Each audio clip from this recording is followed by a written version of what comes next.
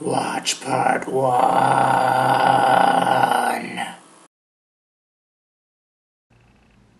No. What? No. No what? No storyline this time. I'm not up to it.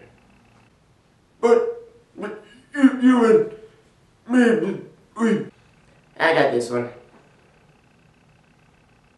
Alright, McGilla Gorilla. You want to get to the main character of this show, you're gonna have to get through me to get it. I will pretzel you! Yeah, let's go outside already.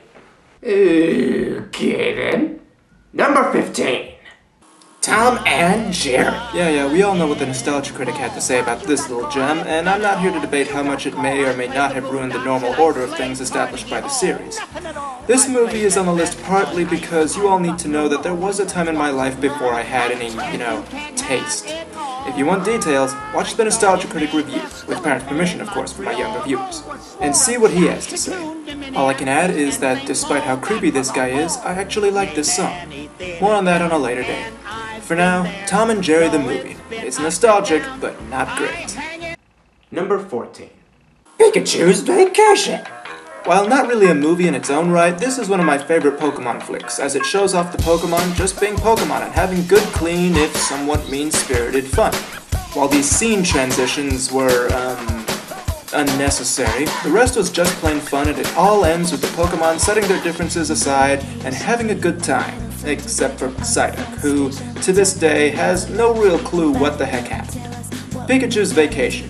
Sometimes it really is all I want to do. 13. The Digimon movie. Again, this was a time before I had taste. But back in the day when I first beheld this new form of animation, quite divergent from the TV show, and the fast-paced action it boasted, I was sold as a kid.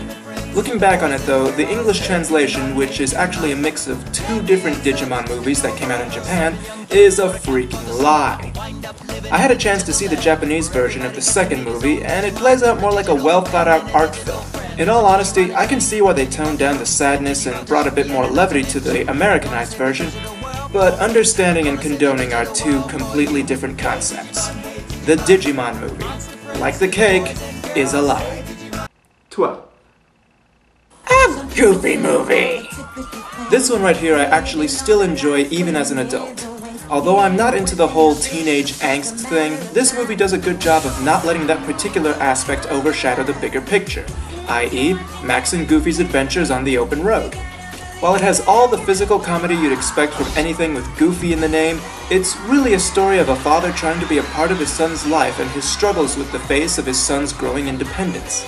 The best part is that it does so without diving too deep for kids to grasp and sympathize, and a few well-placed musical numbers don't hurt either.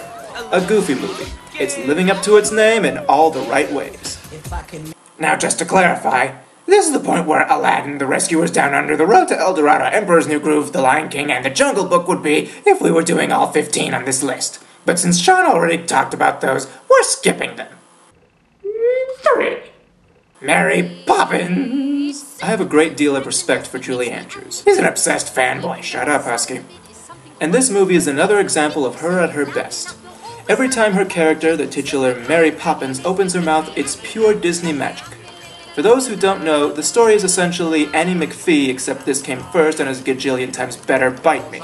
A magical babysitter arrives and makes this dysfunctional family's lives richer by her influence. It covers themes such as wealth and poverty, a la Dick Van Dyke, generosity in a world of greed, and rediscovering lost priorities. With all of these things under its belt, it's one you really ought to pop right in. Like, in the DVD or Blu-ray. You know what? Next. 2. Muppet Treasure Island. Oh, good gravy. I love this movie. Tim Curry, you were born to be Long John Silver. No, seriously, this is one of the few times I actually enjoy his performances. It basically follows the general plot of the classic tale Treasure Island, with the occasional horrible discrepancy, but is entertaining, so it's forgiven. The only weak point in this movie would be Kevin Bishop as Jim Hawking. Don't get me wrong, he's not a bad actor, it's just that he's an alto. Seemed kind of sissy to me as a kid. But still, the rest is a hilarious romp with the occasional dark moment that never leaves you hanging, unless of course you are these two. Muppet Treasure Island. your map to a good time. And number 1 is... Muppets Christmas Carol.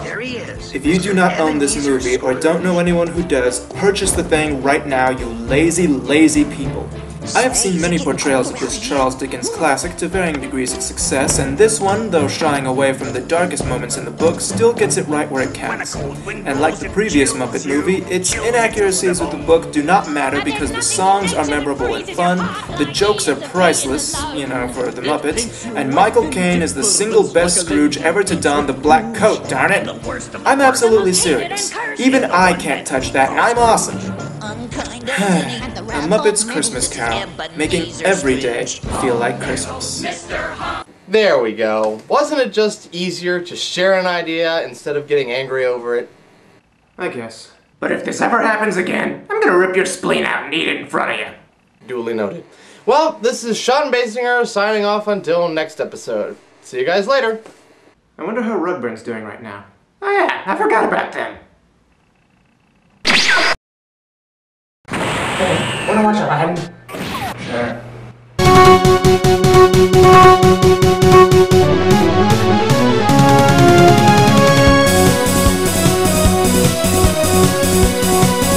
I never explain anything. A diggity burr.